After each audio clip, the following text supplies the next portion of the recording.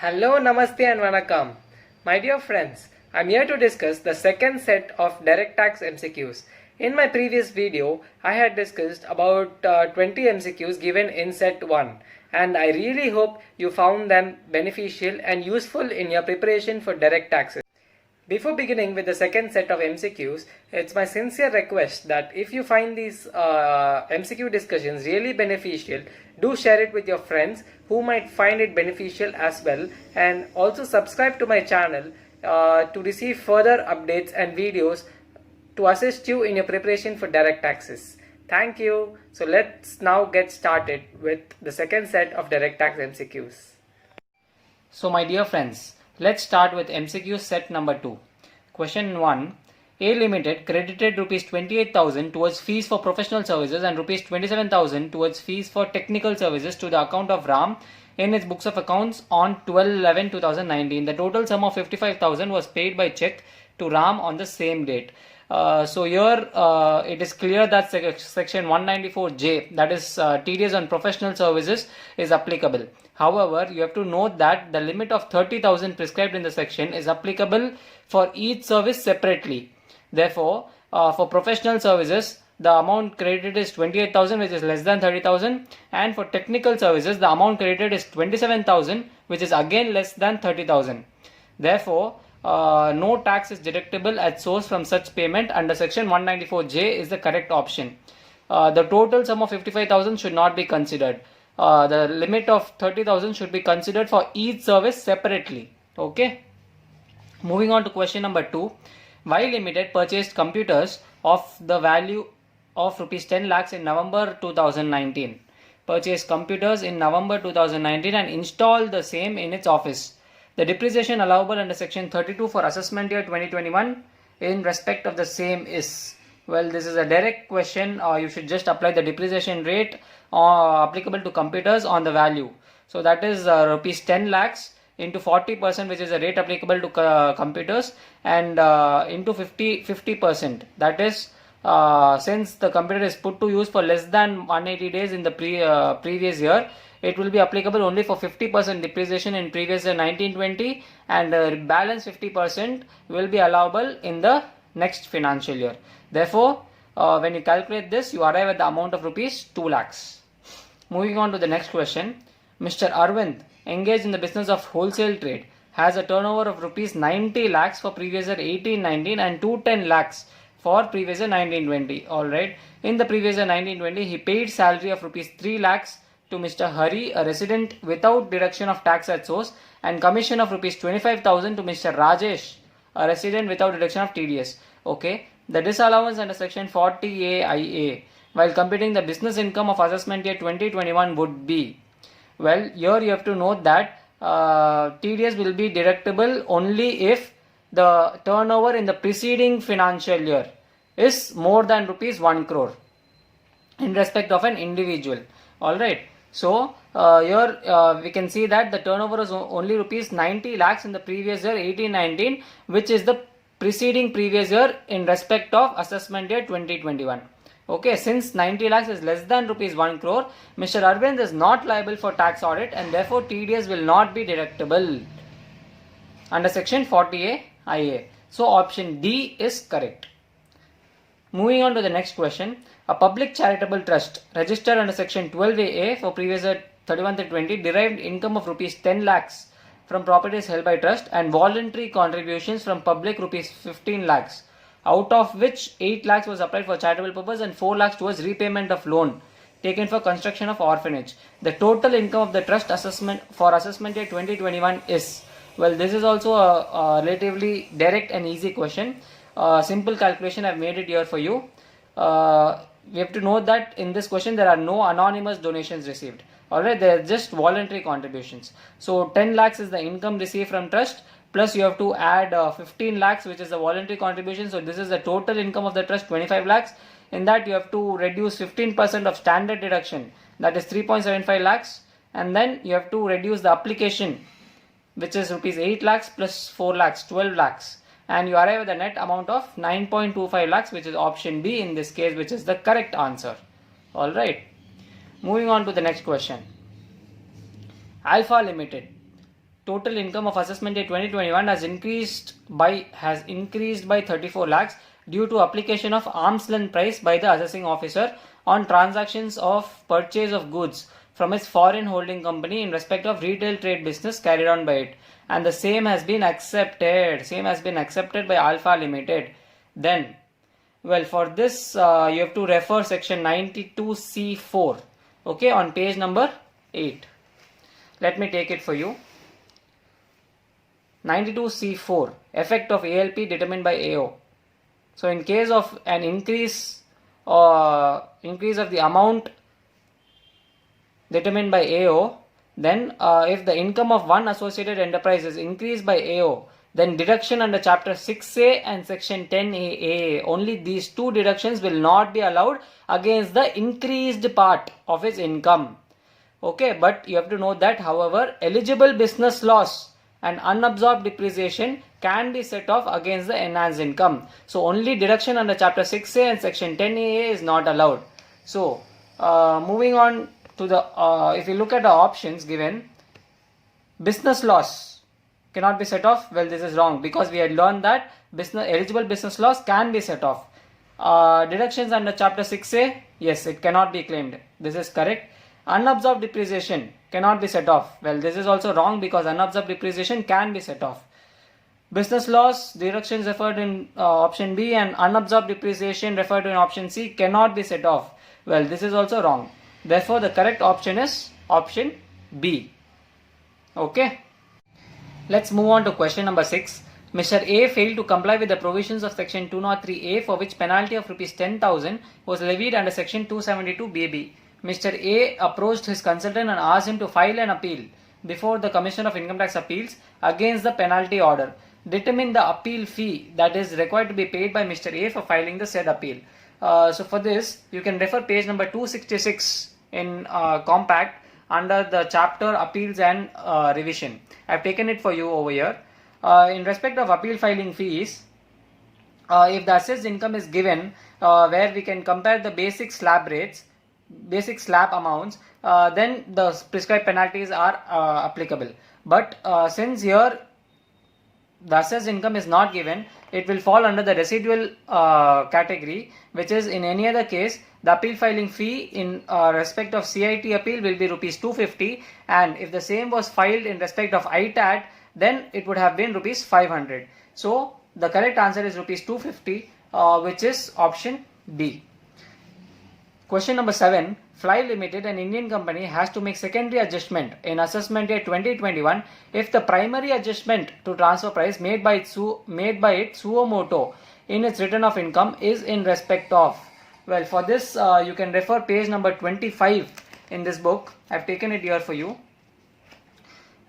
where they say that no requirement of secondary adjustment is in certain cases. I'll summarize these 4 lines given for you. The requirement of secondary adjustment, there is no requirement for secondary adjustment if the primary adjustment was made in respect of assessment year 17-18 or any later assessment year, and the amount of primary adjustment is more than rupees 1 crore. So if the amount of primary adjustment is equal to 1 crore, then secondary adjustment may become applicable. So considering the options given here, in respect of assessment year 16-17, directly eliminated.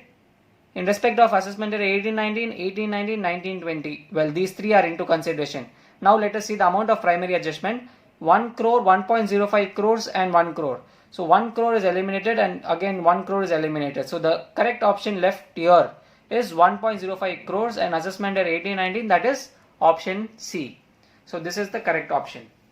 Moving on to the next question. Mr. Akhilesh, a non-resident Indian citizen, is an enthusiastic sports person and is keen on contributing an article on a game of hockey in a leading newspaper in India.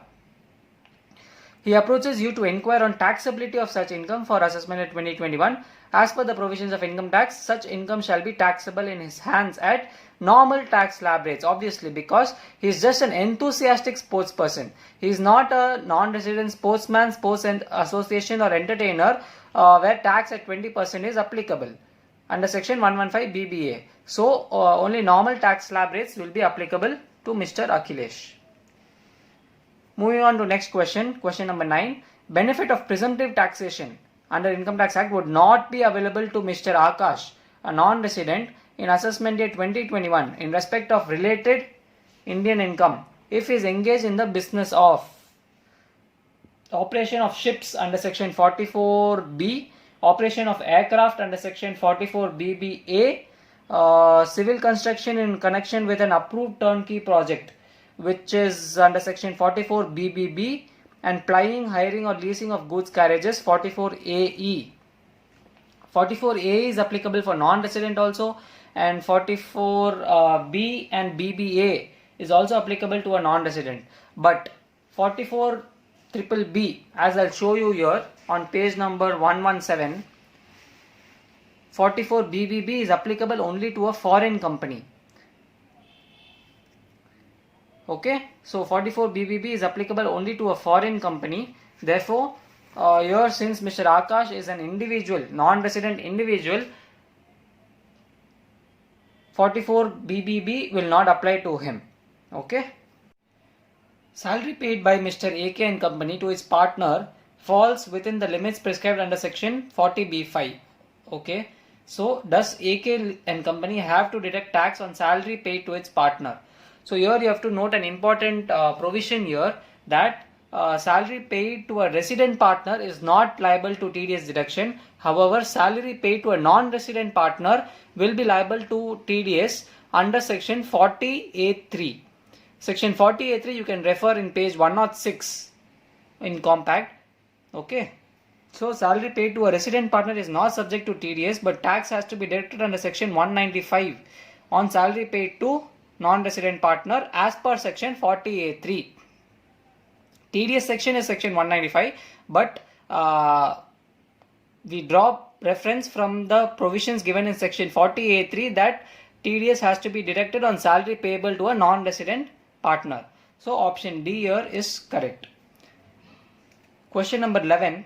As per section 245NA4, advance ruling means determination by the R or decision whether an arrangement which is proposed to be undertaken by a person is an impermissible avoidance arrangement as referred to in section chapter 10A or not.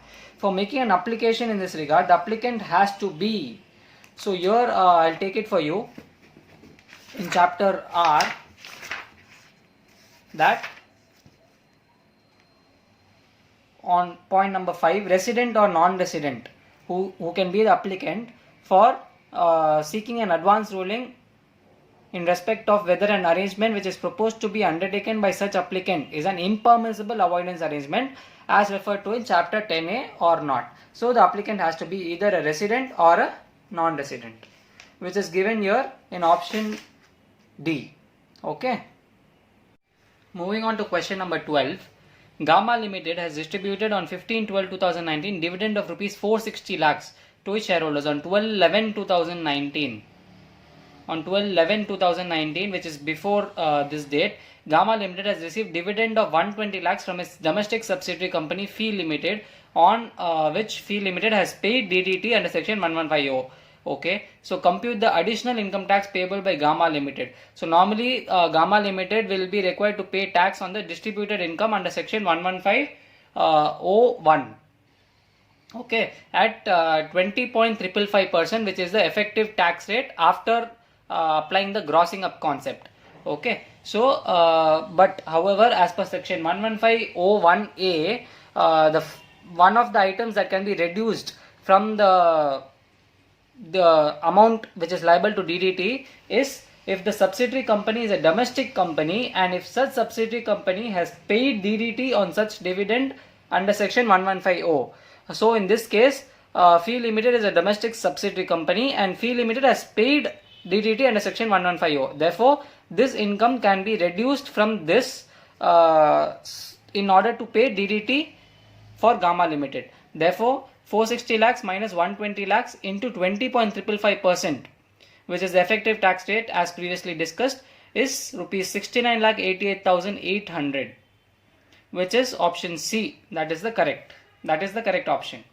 Okay. Moving on to the next question. Mr. Hari has income of rupees 52 lakhs under the head PGBP. One of his business is eligible for deduction at 100% of profits under section 80IA. for assessment year 2021. Okay, so the profit from such business included in the business income is 35 lakhs. Therefore 52 lakhs includes rupees 35 lakhs, which is eligible for 100% deduction. So the net income is rupees 17 lakhs, on which tax is payable under the Income Tax Act. Okay, compute the tax payable by Mr. Hari for assessment year 2021, assuming that he has no other income during the previous year 2021, and credit for AMT, if any, to be carried forward. So first we will calculate the tax on the net income of rupees 17 lakhs. Okay, if you calculate tax on 17 lakhs, it will come to rupees 3,35,400. Now calculating the tax as per AMT provisions under section 115 JC, for which you can refer page 200 in compact, tax will be applicable at 18.5%, and 10% surcharge will also be applicable since the total income exceeds rupees 50 lakhs.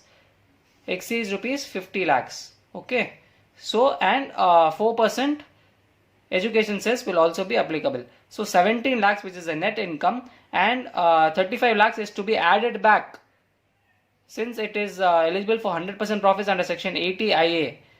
So therefore it has to be added back, and the net and the total income will be rupees 52 lakhs into 21.164% is the effective tax rate. So the net tax payable under the AMT provisions will be 11,530,000, which will match with option number C, 11,530,000. And then since the tax payable as per the Income Tax Act is lesser, we will also be eligible to carry forward the balance AMT credit of rupees 11,530,000 minus 3,35,400, which is equal to 7,65,130. Alright, moving on to the next question. Question number 14. A charitable trust was created on 1/4/2016 with the objective of relief of poor. It applied for registration on 1st November 2017, that is financial year 17-18. The application was not disposed of by the Commissioner even after the expiry of period of 6 months stipulated under the said section. Which of the following statements are correct? Okay, so normally the application for registration has to be accepted within a period of 6 months, and if it is not accepted, it will be deemed to have been accepted after the period of 6 months. So when you look at option D, since the application has not been disposed of by the Commissioner within the stipulated period of 6 months, the trust is deemed to be registered with effect from 1/6/2018, which falls in financial year 18-19. It had applied for registration in 17-18. Okay, on 1/6/2018, which is 6 months after this date, being the date immediately following the expiry of 6 months period, but is entitled to benefit of exemption under section 11 and 12 with effect from assessment year 18-19, which is financial year 17-18, when it applied for registration, and not financial year not financial year 18-19 when it was deemed to be registered. Okay, so you have to take care. Moving on to question number 15. In the previous year 1920, Mr. Ganguly, a resident individual aged 60 years, he is a senior citizen, earned income from profession computed at 1,45,000, winning from card games rupees 1,50,000. He also has interest income of rupees 40,000 on fixed deposits and 9,000 on saving bank account. He deposited rupees 1,50,000 in PPF. What is the total income of Mr. Ganguly for previous year 1920? Well, for income from profession 1,45,000, he will be allowed deduction against section 80C, since he has deposited rupees 1,50,000. So 1,45,000 will be adjusted against this. So this will get netted off. And then winning from card games, this is taxable at special rate of tax. So deduction under chapter 6A is not available against income on which special rate of tax is applicable. So this will be taxable. And interest of rupees 40,000 on FT and 9,000 on SB, this will be allowed as deduction under section 80 TTB. So 40,000 is also allowed as deduction, 9,000 is also allowed as deduction, and 1,50,000 is not allowed. 1,45,000 is also allowed under section 80C. So the net income, that is the total income, will be 1,50,000. Okay, so which is option B, which is the correct option. Moving on to question number 16. Mr. Manas owns two house properties, one at Bombay, wherein his family resides, and the other at Delhi, which is unoccupied. He lives in Chandigarh for his employment purposes in a rented house. For the acquisition of house property at Bombay, he has taken a loan of rupees 30 lakhs at 10% per annum on 1/4/18. He has not repaid any amount so far. In respect of house property at Delhi, he has taken a loan of rupees 5 lakhs at 11% per annum on 1/10/2018 towards repairs. So both these house properties are self-occupied and there is no let out property. Alright. So we have to compute the deduction which will be available to him under section 24B for assessment year 2021 in respect of interest payable on such loan. Since there is no let out property, the maximum interest deduction which is available for a self-occupied property is rupees 2 lakhs only. So option B, which has amount of rupees 2 lakhs, is the correct option. So this was relatively a simple question. Moving on to the next question, question number 17. Mr. Anand sold his residential house property in March 2019. In June 2019, he recovered rent of rupees 10,000 from Mr. Gaurav, to whom he had let out his house for 2 years from April 2013 to March 2015. So this is sorry. So he has received an arrears of rent. He could not realize 2 months of rent of rupees 20,000 from him, and to that extent his actual rent was reduced while computing income from house property for assessment year 15-16. Alright. Further, he had also let out his property from April 15 to Feb 19 to Mr. Satish. In April 2017, he had increased the rent from rupees 12,000 to rupees 15,000 per month, and the same was a subject matter of dispute. In September 2019, the matter was finally settled and Mr. Anand received 69,000 as arrears of rent for the period April 17 to Feb 19. So when we calculate the total arrears of rent that he has received in financial year 19-20, this will be amount to rupees 10,000 and rupees 69,000, which is a cumulative amount of rupees 79,000. And as you all know, arrears of rent is eligible for a 30% standard deduction. So 79,000 minus 30% standard deduction will give you an amount of rupees 55,300, which is matching with option D. Therefore, option D is the correct option. Moving on to question number 18. ICICI Bank Limited paid following interest to Mr. Modi, a resident individual aged 72 years. Interest on saving bank account 15,000. So this will anyway attract no TDS, and interest on FD 45,000. They are asking about TDS. So interest on bank FD, and Mr. Modi is a resident senior citizen. Therefore, under section 80 TTB, deposits with bank up to an amount of rupees 50,000 is allowed as deduction. So since 45,000 is less than 50,000, no TDS is applicable. Alright, moving on to the next question. Meena Limited paid rent of building to Miss Anu Sikha of rupees 2,92,000 per annum. TDS required to be deducted under section 194I is, since 2,92,000 is more than the specified threshold limit of 2,40,000 under section 194I, TDS at the rate of 10% will be applicable on this transaction. Therefore, 2,92,000 into 10% will give you a TDS amount of rupees 29,200, which is option A, and that is the correct option. Moving on to question number 20, which is the last question in this set of MCQs. Mr. Jay borrowed rupees 60 lakh from a high gain NBFC in previous year 18-19. Interest for previous year 19-20 is rupees 5 lakhs.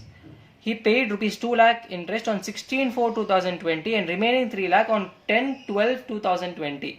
Interest to be allowed in previous year 19-20 is, so an important point that you have to note here is that as per section 43B, interest paid for a financial year is allowed only if the amount is paid up to the due date of return filing in respect of that financial year. So in this case, in previous year 19-20, the applicable due date in respect of Mr. J, who is an individual, is 31st July. So any amount of interest paid up to 31st July is allowed as deduction in previous year 19-20, which is rupees 2 lakh in this case. and because 3 lakh is paid after 31st July, it will be allowed as deduction in the previous year 2021. Alright, so only rupees 2 lakh will be allowed as the deduction due to section 43B, which says that any amount paid up to the due date of return filing is only allowed as deduction. So my dear friends, this is the end of the discussion of another set of 20 DT MCQs. I really hope you enjoyed the discussion. I would love to read your views or suggestions or any kind of comments that you would like to give so that I could improve on my videos. So kindly put them down in the comment section. Also, if you really find my videos beneficial, do press the thumbs up button and subscribe to my channel. You can also press the bell icon so that you don't miss out on any of my upcoming videos. If you find these videos really beneficial, do share them with your friends who might also get benefited from these discussions on direct tax MCQs. Thank you so much.